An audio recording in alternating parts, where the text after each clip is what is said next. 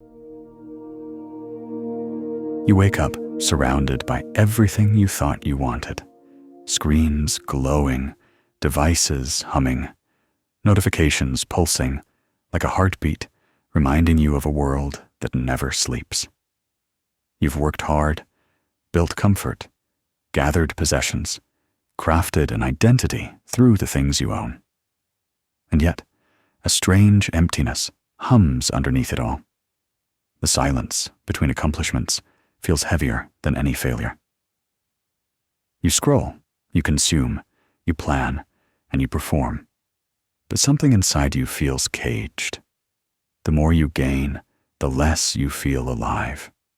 It's as if the very abundance that promised you freedom has quietly enslaved you. Now imagine a man who owned nothing. No home, no wealth, no social standing. He slept in a barrel, begged for scraps, and mocked kings. He spat in the face of luxury and laughed at society's obsession with status. That man was Diogenes, the philosopher who lived like a stray dog. And yet, he might have been freer than any emperor in history. Why does a man with nothing seem more powerful than those who own everything?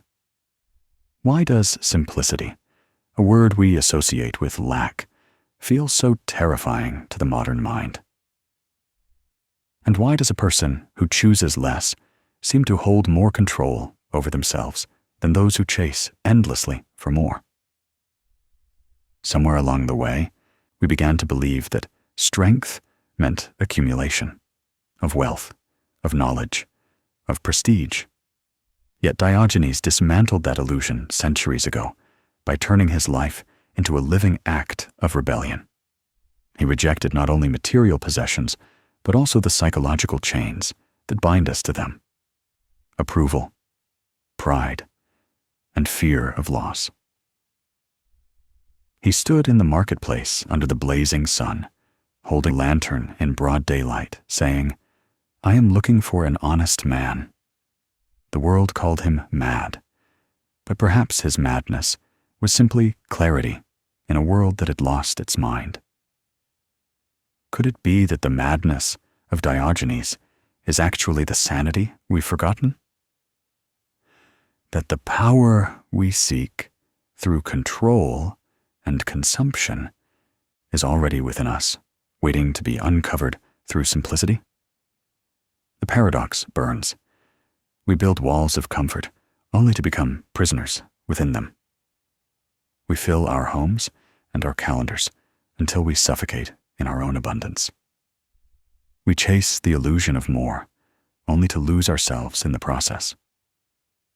So what if strength isn't about accumulation, but about release? What if power is not found in dominating the world, but in mastering the self? And what if the bravest act in a world obsessed with having everything is to want nothing? Diogenes understood that living simply was not about renouncing joy, but about reclaiming it, to strip life down to its essence until what remains is real, raw, and unshakably free. He mocked Alexander the Great, not out of arrogance, but out of understanding, because no emperor could give him what he already possessed: inner sovereignty. You've been told that simplicity is weakness, that it's resignation, that it's giving up on success. But what if it's the exact opposite, the strongest stance a human being can take against the madness of the world? Because when you no longer need anything, nothing can control you.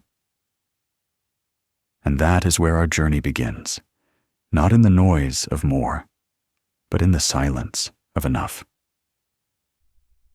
There is a silent disease that has infected modern existence. It doesn't cripple the body. It gnaws at the soul. It whispers in our minds every morning. You are not enough yet. It dresses itself in ambition, disguises itself as progress, and calls itself success.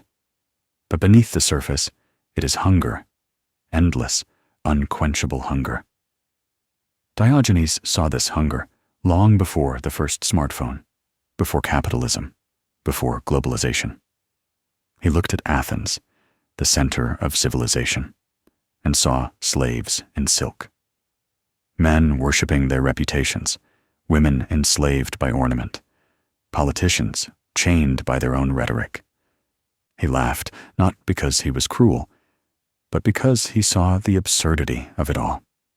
People working tirelessly to construct prisons out of their desires. The world hasn't changed much since then. Only the cages have become sleeker, more digital, more sophisticated. Now, instead of gold and marble, we build them with glass screens and algorithmic approval. The hidden problem isn't wealth. It isn't even comfort. It's identification, the way we confuse what we have with who we are. Carl Jung called this the tyranny of the persona, the mask we wear to meet the world. We create these masks to survive socially, the professional, the achiever, the influencer, the intellectual. But soon, we forget where the mask ends and the face begins. We feed it constantly, terrified that if it cracks, we'll see the emptiness behind it. Nietzsche, in his own furious way, warned of the same thing. The last man, the human who no longer strives for greatness of spirit, but seeks only comfort, security, and entertainment. The last man has every convenience and no depth. He is clever and content, yet his contentment is merely sedation. His soul no longer burns. It flickers weakly in the draft of endless consumption. We have become these last men. Our shelves overflow, our devices update, our identities expand into digital avatars. Yet our inner world grows smaller, shallower. We mistake stimulation for meaning, distraction for fulfillment, and applause for love. The irony is brutal. Our desire for control has made us powerless. The more we seek to manage life, to possess, plan, and perfect it, the less capable we are of actually living it. Diogenes stood as a direct counter to this psychological bondage.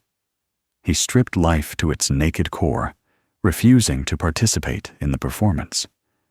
When he walked through the streets of Athens, barefoot and unwashed, carrying only a lantern and a small cup, he embodied a spiritual rebellion that still terrifies the modern psyche, the courage to need nothing. He even discarded his cup after seeing a child drink water with his hands. "A child has beaten me in simplicity," he said. That single act revealed something profound. Freedom is not found in addition, but in subtraction. Every possession, every attachment, every expectation is a subtle contract of dependence. You don't own your things. They own a piece of you. Arthur Schopenhauer echoed this sentiment centuries later. Wealth is like seawater. The more we drink, the thirstier we become. This isn't mere metaphor. It's psychological truth. The brain adapts to pleasure. The dopamine that once felt like satisfaction becomes tolerance, and tolerance becomes craving. The more we feed the appetite for more, the hungrier it becomes. But beneath this biochemical trap lies something even deeper: existential fear. We accumulate to defend against the terror of nothingness, against the possibility that we, stripped of all roles and possessions, might be nobody. This is why simplicity feels frightening. It confronts us with the raw self, the one not validated by titles, likes, or possessions. To live simply is to face that emptiness head on and discover whether it's void or sacred. Viktor Frankl, the psychiatrist who survived the concentration camps, wrote that man's deepest drive is not pleasure, but meaning. Yet meaning cannot be bought, collected, or worn. It can only be lived. When Diogenes lay in his barrel, unshaken by power or ridicule, he had found meaning in its purest form, the freedom to be uncorrupted by illusion. The problem is not that we want too much, but that we want the wrong things. We pursue comfort when what we crave is connection. We seek recognition when what we need is authenticity. We accumulate objects hoping to fill an inner absence that no object could ever touch. And so we remain restless. The more we own, the more we fear losing. The more we display, the more we dread invisibility. The more we control, the more we lose touch with the one thing we were meant to master, ourselves. Diogenes offered a mirror that few dared to look into. His simplicity was not poverty, it was power.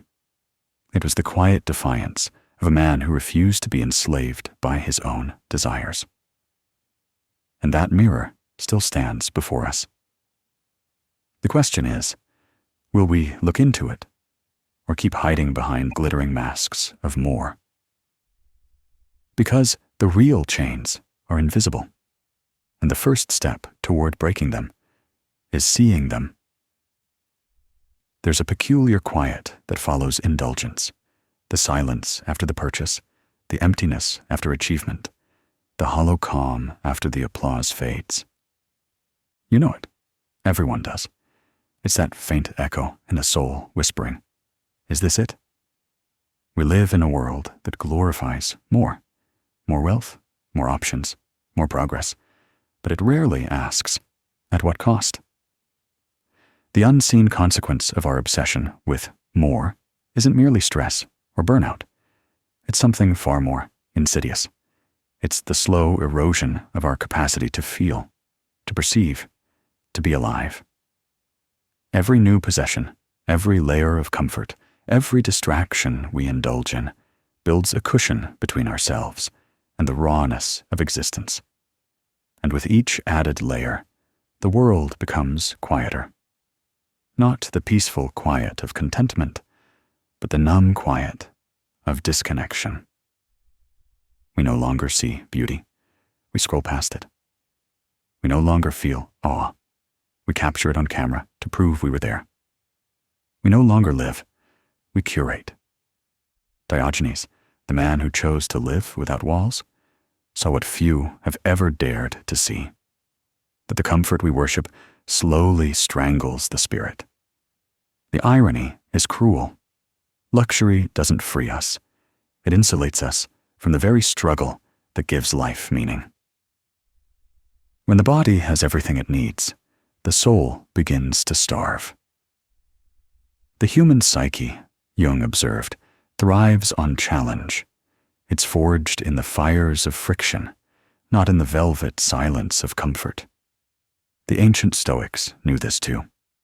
A man untested by hardship cannot know himself. But our modern world has made hardship optional. Every discomfort has a button, a pill, a screen to erase it. And in doing so, we've exiled ourselves from the raw truths that once shaped human strength. Nietzsche's words now echo prophetically. He who has a why to live can bear almost any how. But what happens when we erase all the how? When life becomes too smooth, too easy, too soft? The why evaporates. We are now the most comfortable generation in human history, and the most anxious, the most medicated, the most disconnected. We've built systems that can deliver us anything we want except peace. We have algorithms for pleasure, but none for purpose. And the tragedy is that we mistake this numbness for normality. Consider the neurological consequence of this modern chase. Every time we acquire something new, a purchase, a like, a promotion, our brain rewards us with dopamine. But dopamine is a cruel master. Its power lies not in satisfaction, but in anticipation. It keeps us chasing, not arriving. So we scroll, we consume, we plan the next escape, the next upgrade, the next fix. The mind becomes addicted to wanting, and soon it loses the ability to rest. The philosopher Alan Watts once said, "You can't get there from here, because you're already there." But in a culture built on forward motion, we've forgotten how to be here. Our worth is measured in output, our value in visibility, our happiness in comparison. The consequence? A society full of movement, but no direction. We fill the silence with noise because we fear what silence reveals. We fear meeting ourselves in the quiet. We fear the mirror that Diogenes lived with every day, the mirror that shows not who we pretend to be, but who we are when all the props are gone. And that's why simplicity terrifies us, because simplicity strips away our excuses. It removes the distractions that allow us to avoid ourselves. When Diogenes told Alexander the Great to stand out of my sunlight, he wasn't merely mocking power. He was declaring the independence of the soul. In that moment, he revealed the deepest consequence of simplicity. When you need nothing, you are untouchable. But our modern world thrives on touch, on manipulation, persuasion, temptation. Every advertisement, every influencer, every political slogan depends on one premise: that you are incomplete, that there's something missing, and they can sell you the solution. This is the machinery of modern slavery, psychological, subtle, invisible. It doesn't chain your body. It seduces your mind. And perhaps that's the most terrifying consequence of all. We no longer notice our captivity because it feels like choice. We call it freedom to choose between distractions. But freedom isn't choice. It's clarity. Diogenes had clarity. He saw the system and laughed at it. He saw men enslaved by comfort and chose cold, hunger, and ridicule instead, because those, at least, were honest.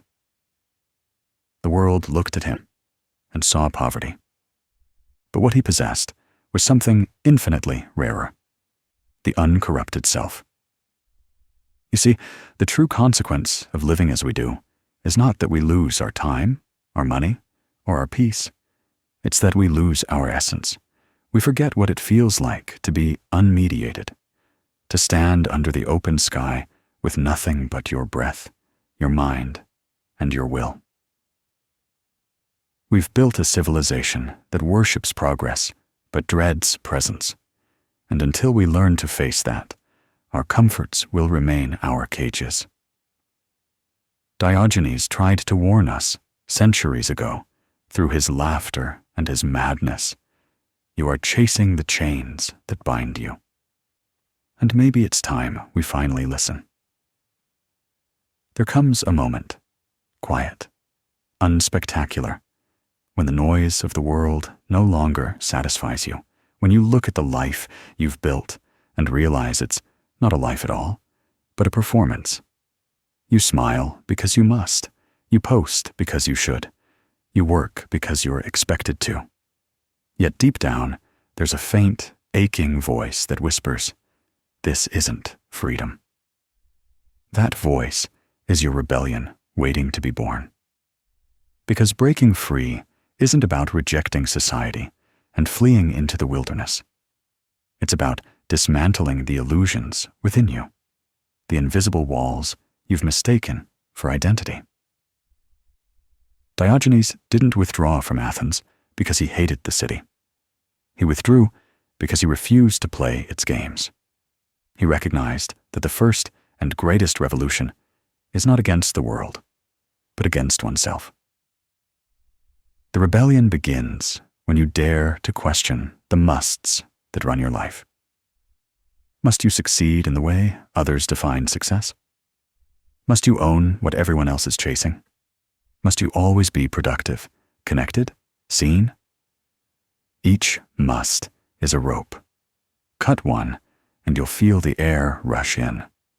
Cut them all, and you'll finally breathe. To live simply is not to renounce life, it's to reclaim it. It's to understand that peace doesn't come from what you hold, but from what you release. Friedrich Nietzsche spoke of the Übermensch, the one who creates his own values rather than inheriting them. But before creation comes destruction.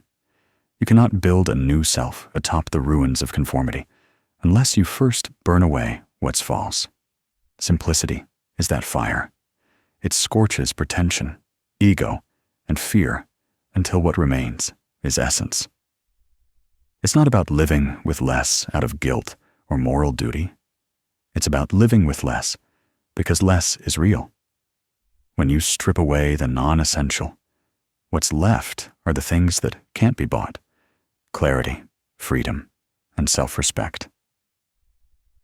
Diogenes proved this through ridicule, humor, and absolute defiance. When offered luxury, he chose sunlight. When mocked for his poverty, he laughed. When people pitied him, he pitied them, for they were enslaved by their own possessions. His rebellion wasn't loud, it was radiant. He turned poverty into power. And that's the secret few ever learn. Simplicity isn't weakness, it's resistance. When you stop participating in the endless race of more, you collapse the system that feeds on your exhaustion.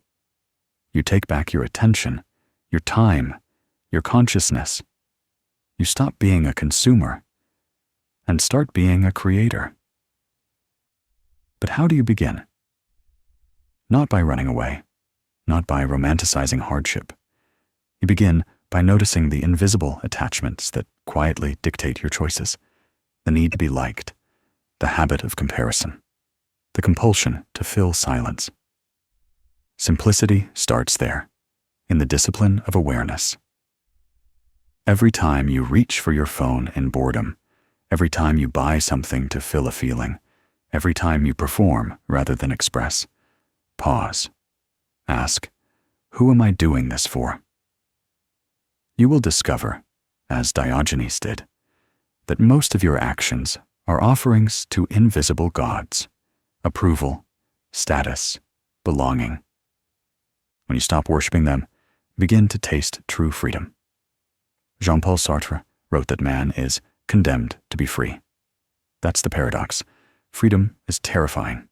It means no excuses, no scripts, no one to blame. But it also means no one to obey. The simple life forces you to face this raw autonomy. It asks, if no one was watching, who would you be? You may lose the world's applause, but you'll gain something infinitely rarer: self-trust. And it's not only philosophical, it's profoundly psychological. Studies show that minimalism and detachment reduce cognitive overload, anxiety, and decision fatigue. When you own fewer things, you think more clearly. When you stop multitasking, your brain heals from overstimulation. When you stop proving, your nervous system finally rests. But simplicity is more than decluttering your desk or deleting apps. It's the courage to walk away from identities that no longer fit. It's saying no to relationships that drain you, to ambitions that aren't yours, to noise that numbs you. This rebellion is quiet, but it's the most dangerous act in a society that thrives on noise. When you no longer react, you cannot be manipulated. When you no longer need, you cannot be sold. When you no longer seek approval, you cannot be controlled. That's why Diogenes frightened kings. That's why his laughter echoes across centuries. Because his simplicity exposed the fragility of power built on dependence. He proved that the man with nothing to lose holds the greatest strength of all. Imagine standing in front of the world, unarmed, unadorned, unafraid. Nothing to defend, nothing to perform, nothing to prove. Imagine the serenity of that. That is what Diogenes lived and died for. And that is what we must learn again. You don't have to sleep in a barrel or renounce society to live like Diogenes. You only have to stop living as though the world owns you. Simplify not your possessions, but your dependence. Choose truth over comfort, presence over progress, essence over image. The rebellion begins when you decide that enough truly is enough.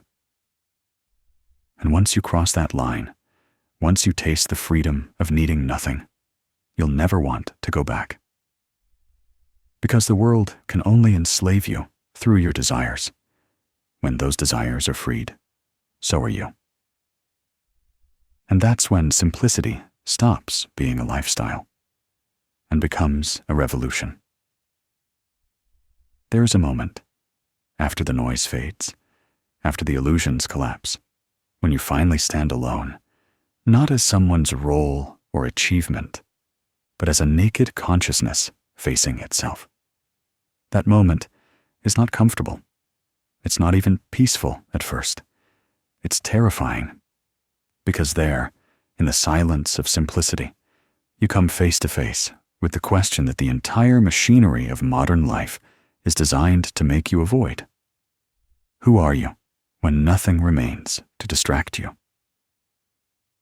This is the final threshold, the place Diogenes reached when he threw away even his cup, when he mocked kings, when he found joy in the warmth of sunlight and the taste of water. He had shed everything society said gave life meaning, and yet he was alive in a way most never are. Because simplicity, when followed to its deepest truth, leads to something far greater than contentment.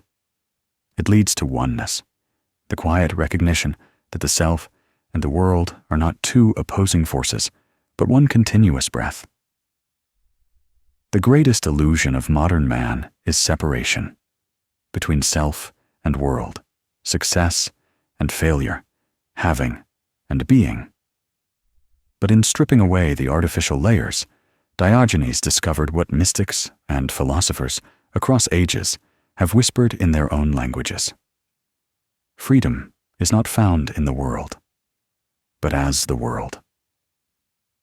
To live simply is to live truthfully, to stop pretending that you are anything other than what you are in this precise moment.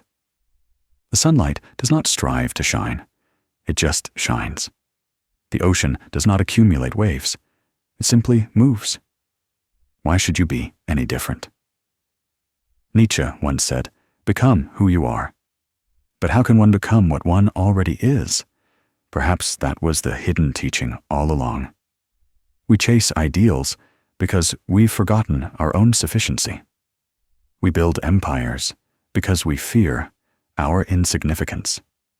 We cling to identity because we don't trust the vastness beneath it. Diogenes wasn't empty. He was full, in the same way a mountain is full, a sky is full. His simplicity wasn't deprivation, it was spaciousness.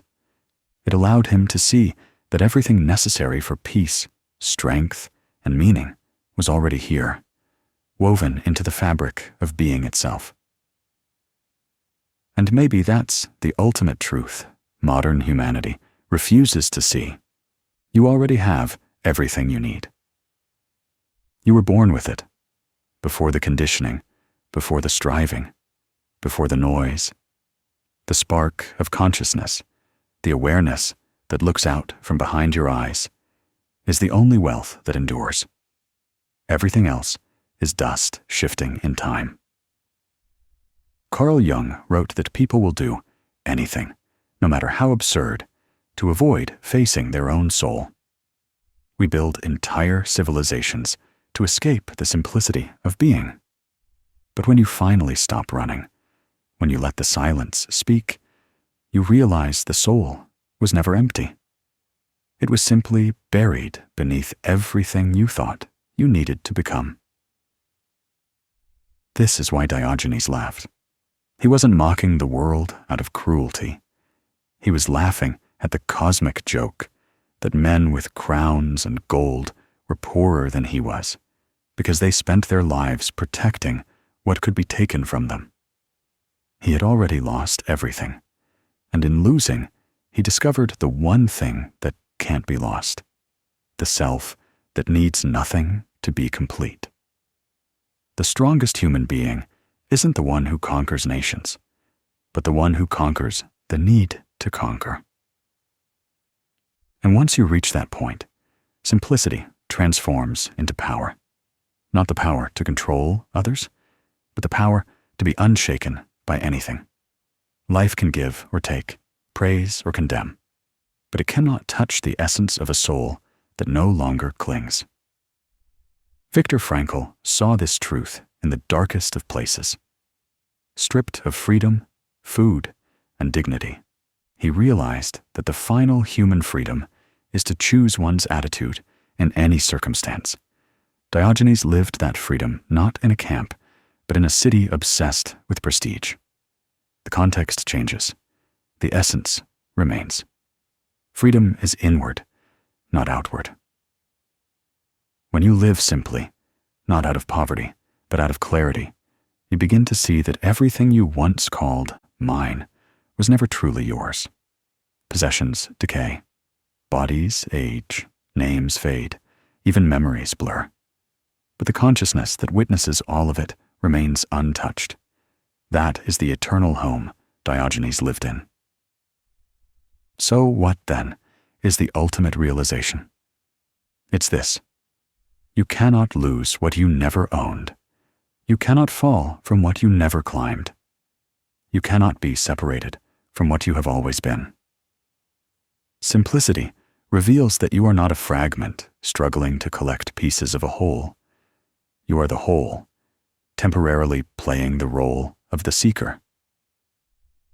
And when that realization dawns, the chase ends.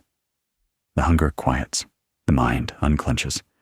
You stop reaching outward and begin to live inwardly, like a flame that no longer needs fuel to burn. This is why living simply is not weakness. It is transcendence. It's not the art of having less. It's the art of being more present, more real, more human. When you need nothing, you fear nothing. When you own nothing, nothing owns you. When you stop chasing meaning, you find that meaning was always chasing you, hidden beneath the clutter of more. And so, the paradox completes itself. To gain everything, you must lose everything unnecessary. To become strong, you must surrender the illusion of strength. To live freely, you must die to everything false. That is what Diogenes tried to show the world, not through words, but through the simplicity of his existence. His life was a living scripture, written not on paper, but on the winds of freedom. And now, the question turns to you. When the world tempts you with comfort, will you choose clarity instead? When it offers you approval, will you dare to walk your own path? When it hands you chains made of gold, will you have the courage to laugh, as Diogenes did, and say, "Stand out of my sunlight"?